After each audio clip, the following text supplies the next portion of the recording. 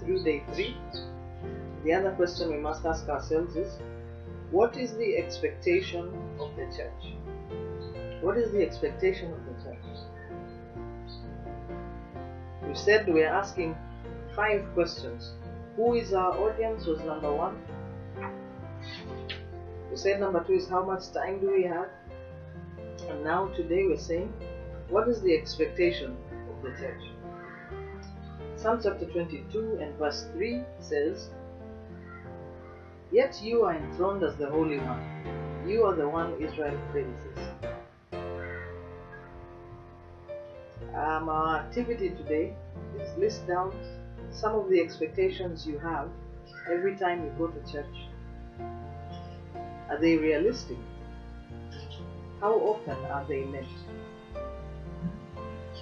So you list them down in your journal and your book like we have been saying, so that you can refer to them time and time again. Do you know what the church expects of you as a worshiper? And by church here we mean the body of Christ universally, and not just the congregation to which you belong. It is very important to know this as you prepare to lead, because if you have no idea what is expected of you, it is very easy to fail. Are you expected to, for instance, participate in the singing? Are you expected to respond when the person leading the music calls you to? If so, make sure you do so. Is there an expectation that there will be a deep time of worship allowing the Spirit of God to move?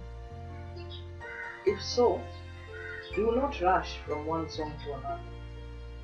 Allow yourself time to respond to God, and also for the Spirit of God to do what He needs to do in your life.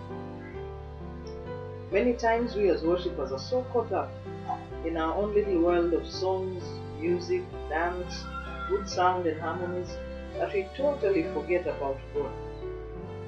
We find ourselves in the very dangerous place where we worship our time of praise and worship instead of worshiping God. This must never be allowed to happen. Without a desire to know God and meet with Him, worship becomes a fruitless and frustrating experience. Pray that God will give you a passion for Him and a deep desire to know Him and meet with Him every time you worship. Lord, we pray, give us a passion. We, your children, we need a passion to worship You, to desire You, to long for You, as the deer pants for the waters. Lord, in Jesus' name, Amen. And our memory verse is Matthew chapter 5 verse 6, which says, "Blessed are they which do hunger and thirst after righteousness, for they shall be filled." Amen.